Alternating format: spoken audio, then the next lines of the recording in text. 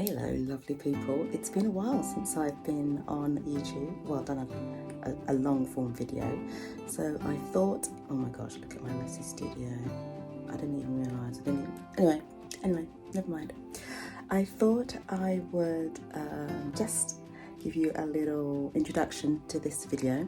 I am actually working on this project here, you can see where my hand is, and it's a new project that I'm working on. Celebrating the Windrush community here in my hometown. So the next couple of videos you will see the beginning stages of this project, and then just me talking about different elements of it and how I'm putting it together and stuff. This is purely for the information for the actual people who are going to be involved in this, the elders that are going to be involved in this. They need to know how I'm putting things together and why and how it all works and everything. So this video will sort of be a mix of the two, of me showing my process and also information for the elders who'll be watching this as well. All right, that was probably a little bit of a confusing one, but anyway, enjoy the next few videos. And I will be documenting this hopefully on a weekly basis, but if I miss a week, please forgive me, because I am trying to work really hard, got a deadline to work to. So yeah, enjoy, and leave comments as usual. See you, bye. So let me tell you a little bit about this project and how it came to be.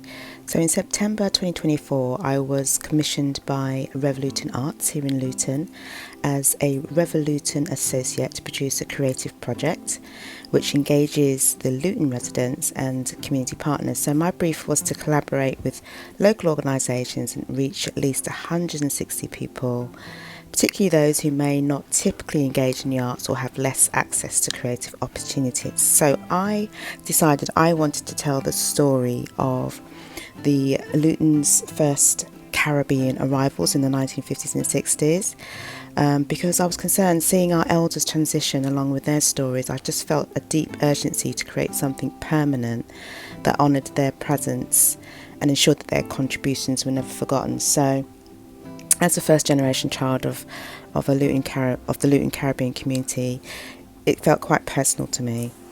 So I wanted to make this mosaic not only to tell their story, but to highlight certain key landmarks in the towns, which you will see later on as I go along.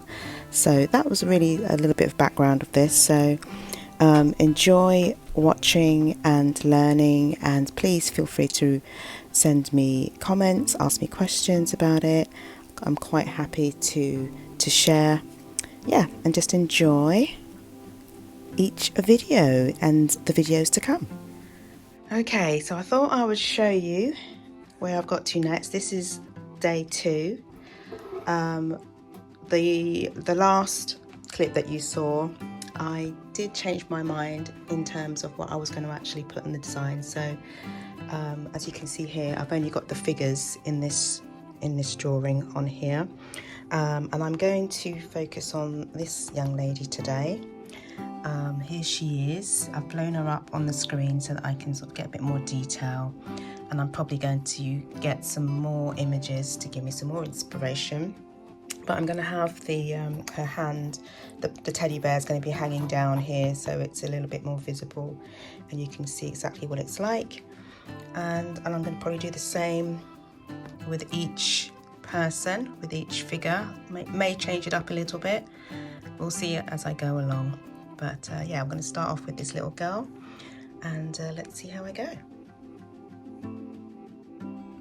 Okay, so I'm going to start off with the little girl's face, and I've got this really nice chocolate piece of stained glass here which I'm going to use, and I can already see because of the shape of it, it's going to make quite a nice face shape because it's got like a little curve at the top. I'm not sure which side I'm going to use. Yeah, I think I'm putting this side actually, because I think this is the correct side of it. And then what I'm going to do is just mark the glass to create the shape of the face. Just a guideline. And then I have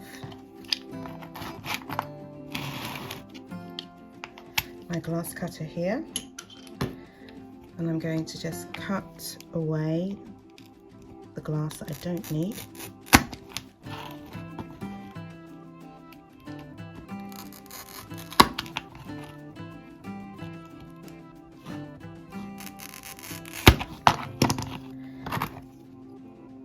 Got my running pliers here to take that off.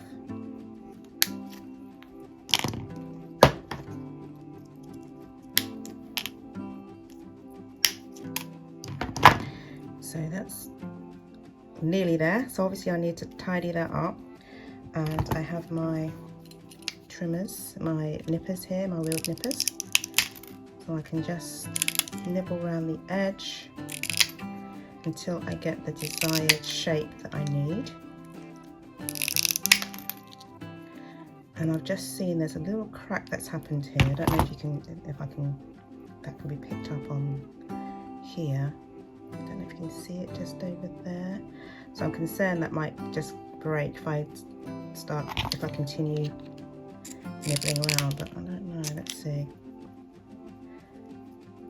Yeah, because it's cracked underneath, but I think that will hold. I don't think that will be an issue. Right, let's see now. Move this out of the way.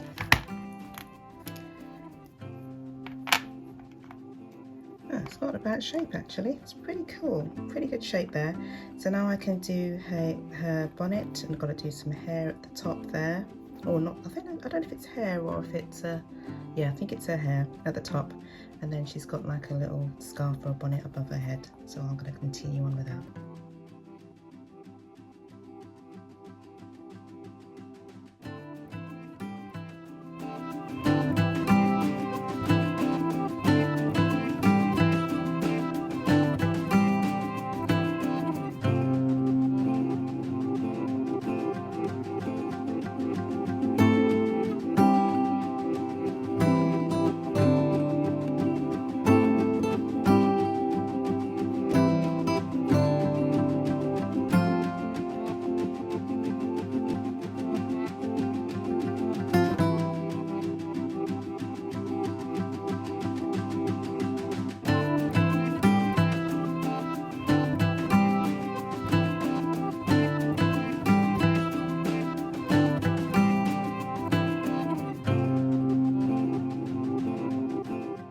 Well, that's the first figure completed. Don't you like that cute little teddy bear? And there's so much more to come, so please stick around and I'll see you in the next video.